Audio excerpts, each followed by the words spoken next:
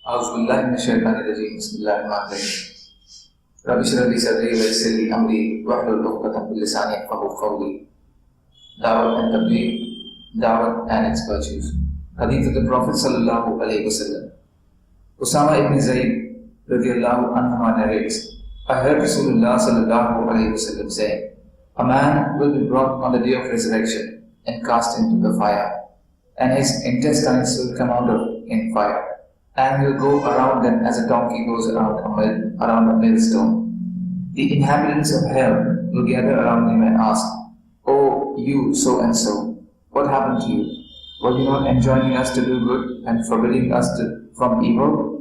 He would reply, I was enjoining upon you to do good, but I was not doing it myself, and I was forbidding you from evil, but was not doing it myself. Bukhari. Anas bin Malik radiyallahu anhu narrates that Rasulullah sallallahu alaihi wasallam said, I passed on the night of ascension, Mi'raj, by a people whose lips were being cut with scissors of fire.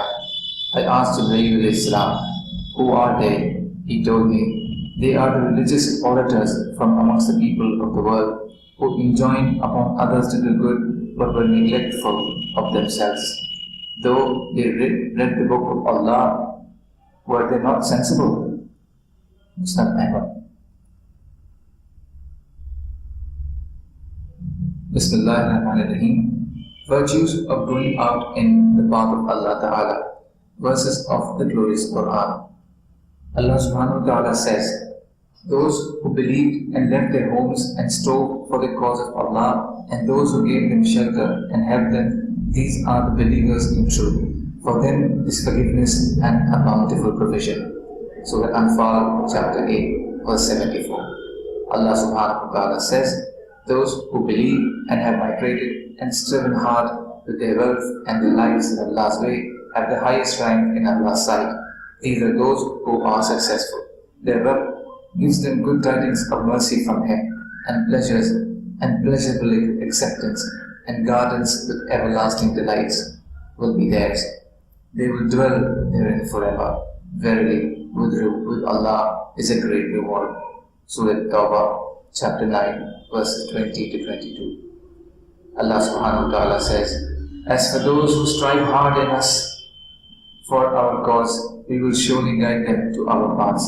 Such guidance which is above an imagination of others. And verily, Allah is with the good doers. Ankabut, chapter 29, verses 16.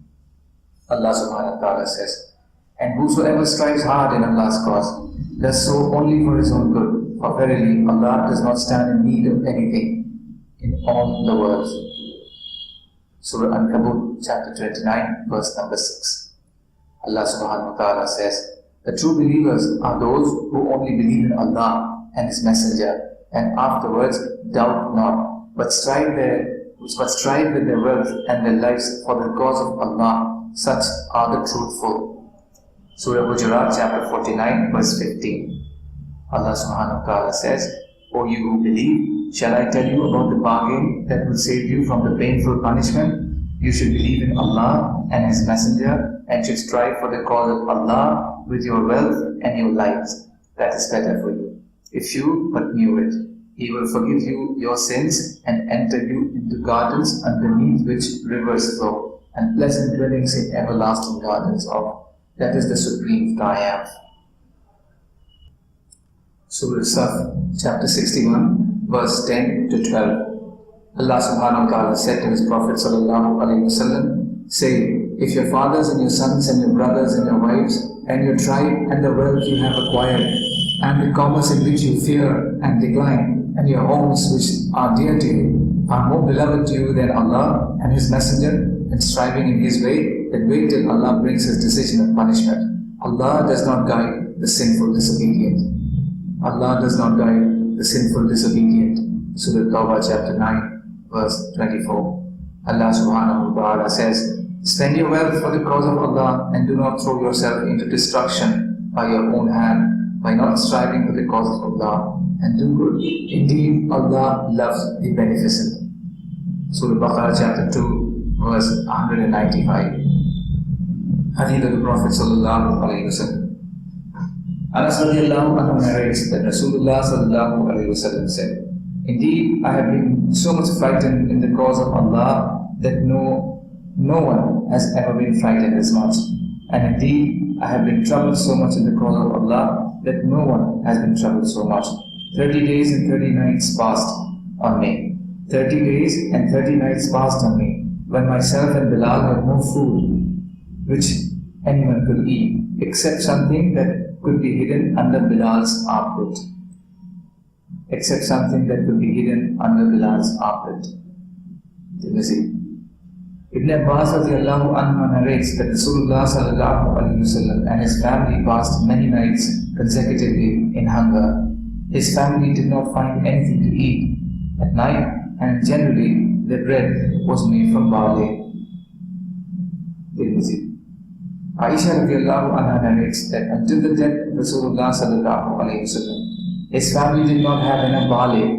His family did not have enough barley bread to satisfy them for 2 consecutive days.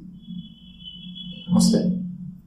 Anas bin Malik radiallahu anhu narrates that Fatima radiallahu anha presented a piece of barley bread to Nabi sallallahu alaihi wasallam. He said, "This is the first eatable which your father has eaten in 3 days."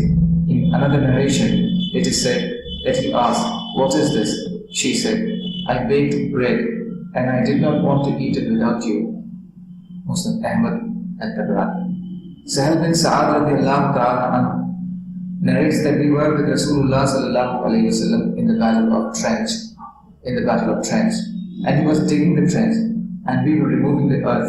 He observed us and said, "O Allah, life is the life in the hereafter. Forgive the Ansar, meaning the helpers, and forgive the Muhajirin, meaning the emigrants." Hadith is from Bukhari. Ibn Umar radiallahu anhu narrates that Rasulullah sallallahu alayhi wasallam held my shoulder to emphasize the importance of advice and said, "Live in the world as if you are a stranger or a moving traveler. Live in the world as if you are a stranger or a moving traveler." Bukhari. Amr ibn Auf radiallahu anhu narrates that Rasulullah sallallahu alayhi wasallam said, "I swear by Allah, it is not poverty that I fear for you. It is not poverty that I fear for you, but I fear that worldly things will be given to you in abundance, as were given to the people before you, and you may compete with one another in striving to achieve them, as they did to excel each other, and then the world would make you forgetful as it made them forgetful." Bukhari. No, Nabi sallallahu alayhi wasallam saying, "It is not poverty that I fear," means that poverty is not so stressing and harmful as the abundance of worldly thing is. Fathul Bari. Subhanallah wa bihamdihi, subhanaka Allahumma bihamdika, ashhadu an la ilaha illa anta, astaghfiruka wa atubu ilayk. Subhanaka rabbil izzati amma yasifun, wa salamun ala al-mursalin, walhamdulillahi rabbil alamin, bi rahmatika ya arhamar rahimin, la ilaha illallah Muhammadur Rasulullah.